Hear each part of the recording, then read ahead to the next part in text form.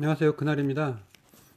이번 시간에는 김일성 그리고 북조선 수뇌부의 정체성에 대하여 조금 얘기 좀 해볼까 합니다. 역시 자료는 그 친일청산 국민연대 페북 그룹 운영자이신 신 선생님께서 그 그룹에 올려놓은 것을 갖고 와봤습니다.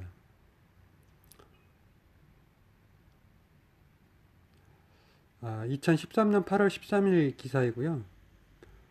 조선닷컴. 자, 북초대 내각 항일파 아닌 진성 친일파 집단. 제목이 그거네요. 북한의 초대 내각이 항일파가 아닌 상당수가 이른바 진성 친일파로 구성됐다고 문화일보가 12일 보도했다.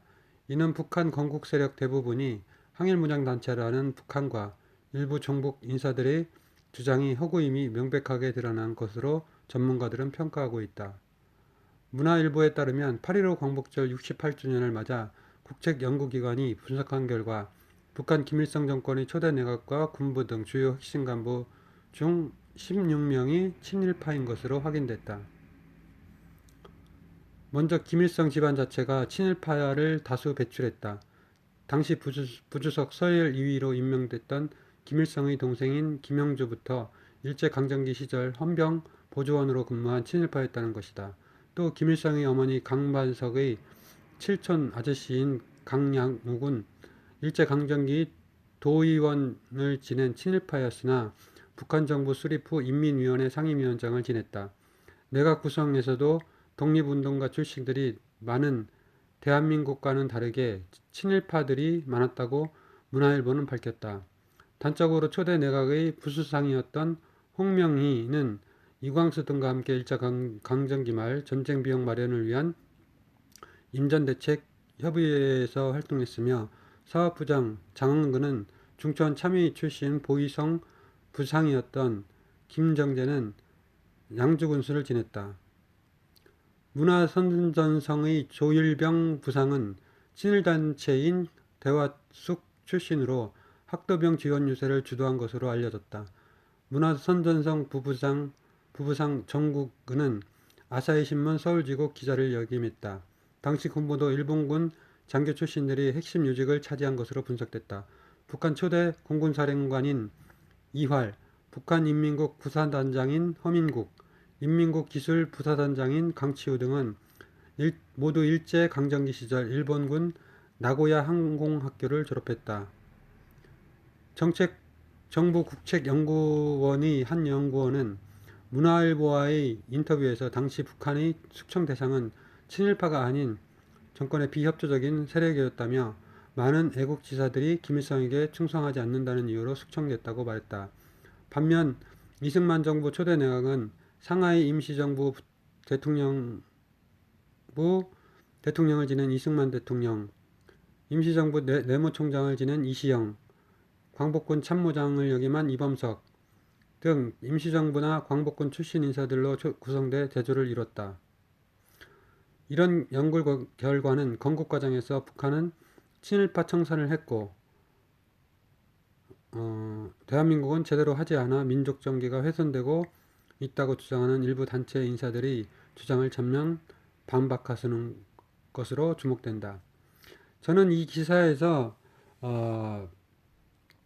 대부분 공감하는데 이제 그 북한 초대 내각이나 수뇌부의 정체성이 친일이라는 것에 공감하고 하지만은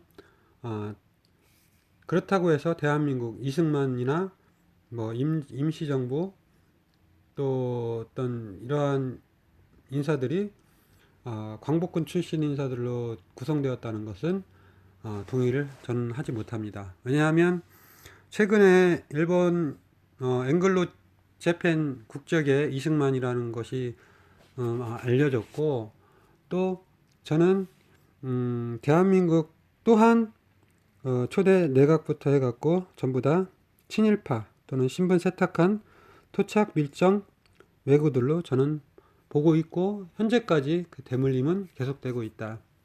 이러한 자들이 계속 등용할 수 있는 그 등용 창구인 선거 조작으로 인해서 민중 주권 찬탈을 하고, 그렇게 해서 이들이 모든 정치 권력을 이용해서 역사를 왜곡하는데 뒤에서 하고 있고, 문화 말살, 또 단군 진실 역사를 말살하고 있는 이러한 자들로 나는 보고 있습니다.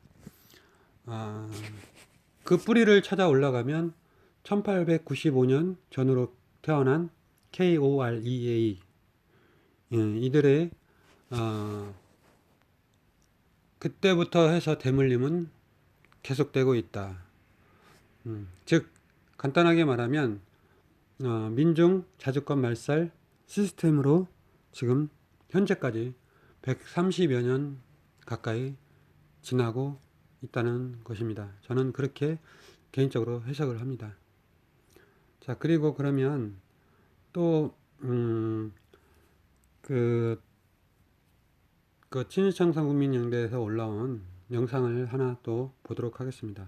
제목은 친일파 김일성.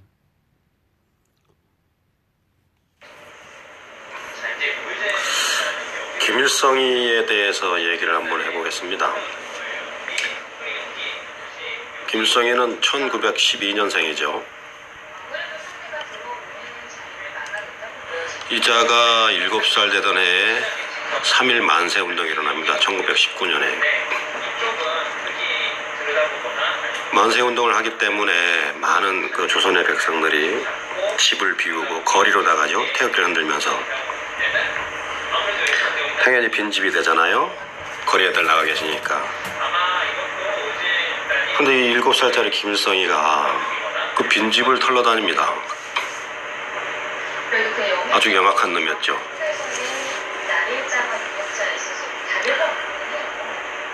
그 모양을 우연히 지켜본 일본인이 하나 있어요. 일본 녀석이.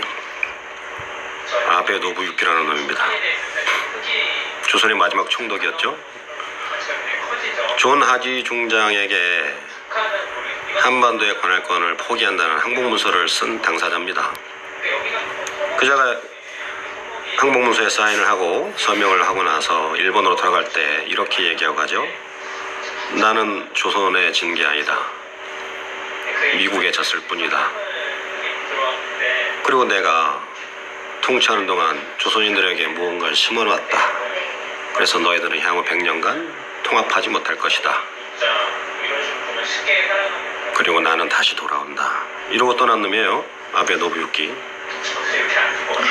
이자가 이제 그 김일성이가 제 민족은 독립해보겠다고 만세운동을 벌이면서 총에 맞아 쓰러지는 순간에도 그 빈집털이를 하는 걸 보고, 저런 녀석을 데려다가 조선을 영원히 식민지로 삼을 수단으로 써야 되겠다 하고 데려가요. 7살짜리를.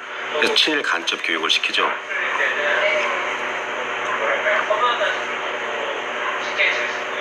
그리고 나서 야를 김일성이를 독립군에 잠입시키는 거예요. 그래서 독립군에 잠입을 해서 어린 녀석이 독립혁명을 하겠다고 들어보니까 독립군들이 잘 대해줬을 거 아닙니까? 안쓰럽기도 하고. 그러면서 독립군들의 동태를 파악해서 아베 노부유키에게 보고하고 다닙니다. 이 자식이. 그게 김일성이에요. 친일파 김일성입니다.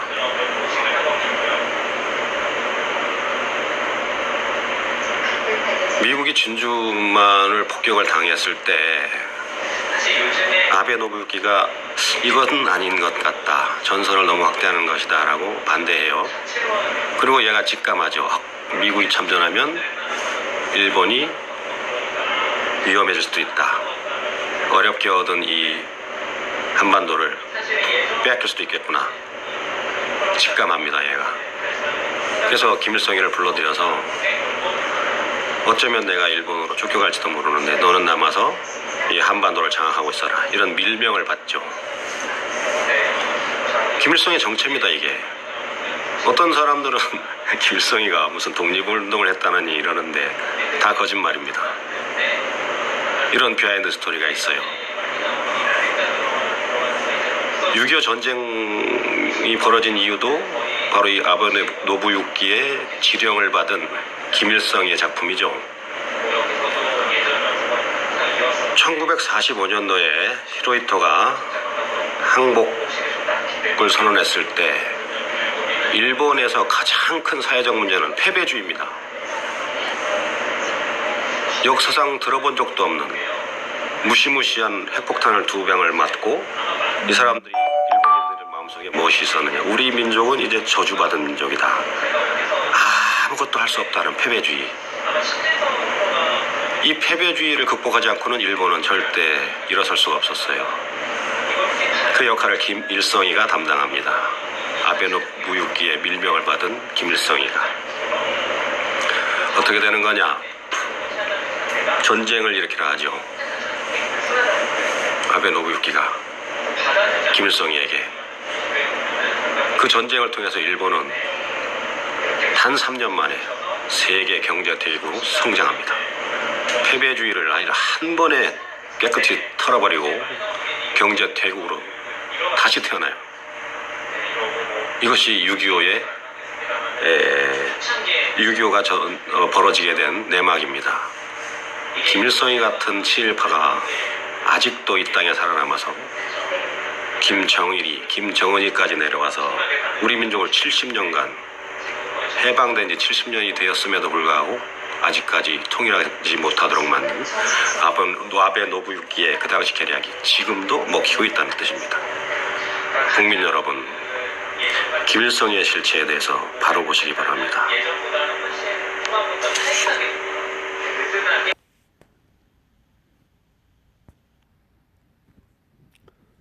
잘 들으셨나 모르겠습니다. 예, 감사합니다. 이만 줄이겠습니다. 그날이었습니다.